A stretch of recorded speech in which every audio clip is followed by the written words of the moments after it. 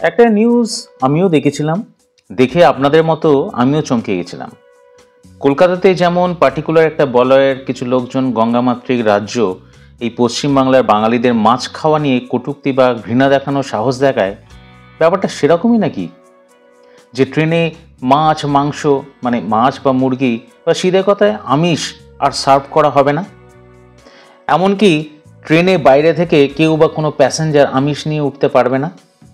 হ্যাঁ, এরকমই একটা সংবাদ আমার নজরে এলো কলকাতার একটি নামজাদা সংবাদ চ্যানেলের নিউজ হেডলাইন্স দেখে।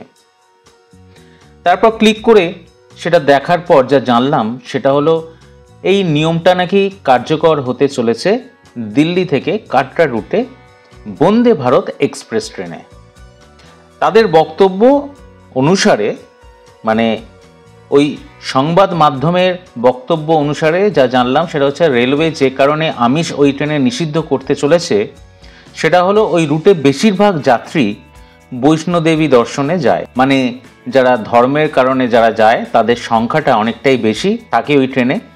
ওই কারণেই ট্রেনের মধ্যে আমিষ সার্ভ করার নিয়মটা বাতিল করা হচ্ছে এবং কিছুটা ছোঁয়াছুঁয়ির যুক্তি কাজে লাগিয়েও শুধুমাত্র নিরামিষ খাবার পরিবেশনের কথা বলা হচ্ছে। আপনারা বলবেন এটা তো রেলের সর্বভারতীয় নিয়ম, আপনার প্রবলেম কি? না, আমার প্রবলেম কিছু নেই।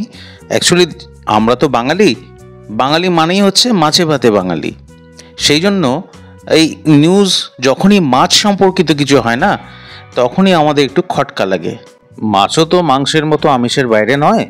মানে কাটরাতে বৈষ্ণোদেবী দর্শনে শুধু তো অন্য জাতিরা যাবে না, আমরাও যাব, তাই না?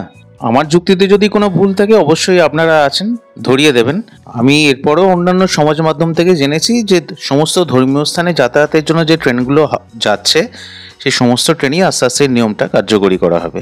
কারণ দেখুন, ট্রেনের মধ্যে যেভাবে গুটখা খাওয়া হয়, যেভাবে একটা অপরিচ্ছন্ন পরিবেশ সৃষ্টি করা হয়, আমিষের জায়গায় ওইগুলো যদি বন্ধ করা হতো তাহলে আমার মনে হয় আরও পরিচ্ছন্ন পরিবেশ পাওয়া যেত এই ধর্মযাত্রায়। গুটখা, শিখর, পান, দোক্তা এগুলো তো ট্রেনের একদম ওয়াল পেন্টিং হয়ে থাকে, আপনারা তো নিশ্চয়ই দেখেছেন।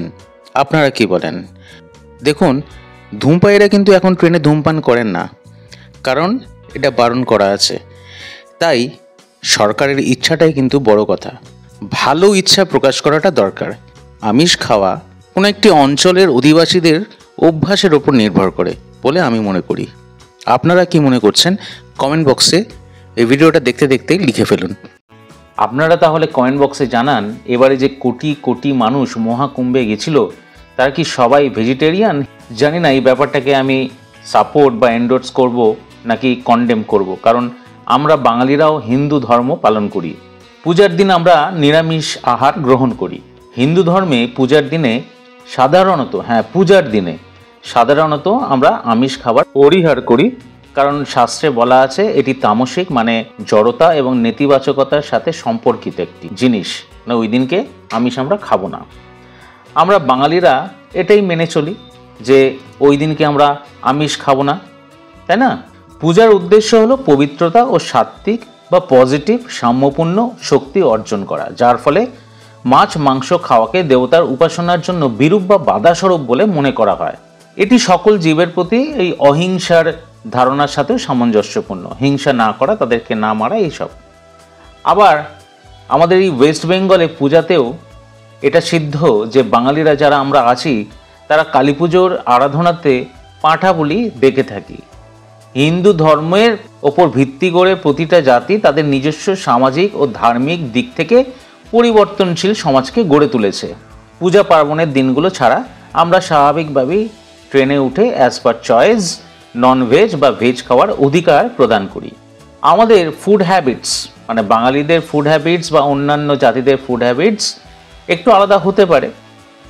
আমরা যারা বাঙালি আছি আমাদের ফুড হ্যাবিটস নদীমাতৃক দেশে যা হওয়া উচিত সেই অভ্যাসে আমরা বাঙালিরা বিশ্বাসী।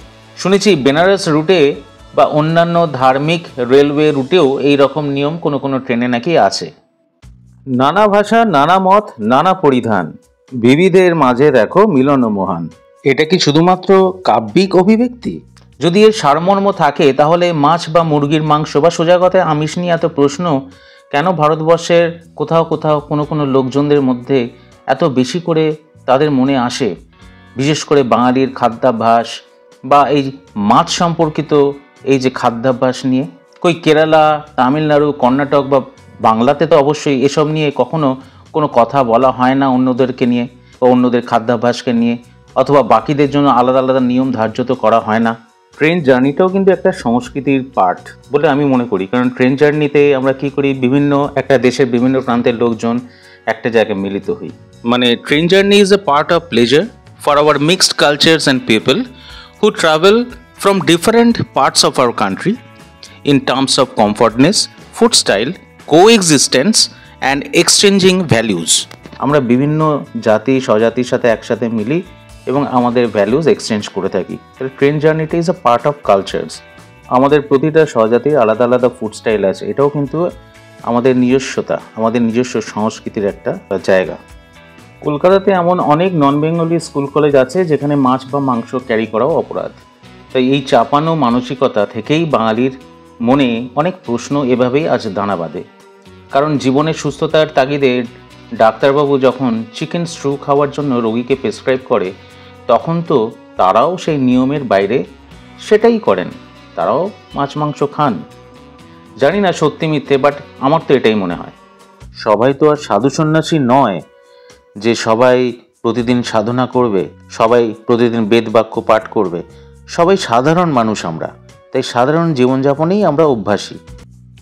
এই যে আমি কেকটা খাচ্ছি, তাহলে তো বলতে হবে এই কেকটাও আমিষ, কেন কেক ডিম দিয়েই তৈরি হয়। দেখুন, গীতাতে বলা আছে যারা প্রত্যহ বেদপাঠ, তপস্যা, দান, তীর্থ, আচার, বিনয়, বিদ্যা, নিষ্ঠা, প্রতিষ্ঠা, এই 9টা গুণ যারা প্রত্যহ প্র্যাকটিস করে, তারাই হচ্ছে হিন্দু ধর্মের প্রকৃত লোকজন।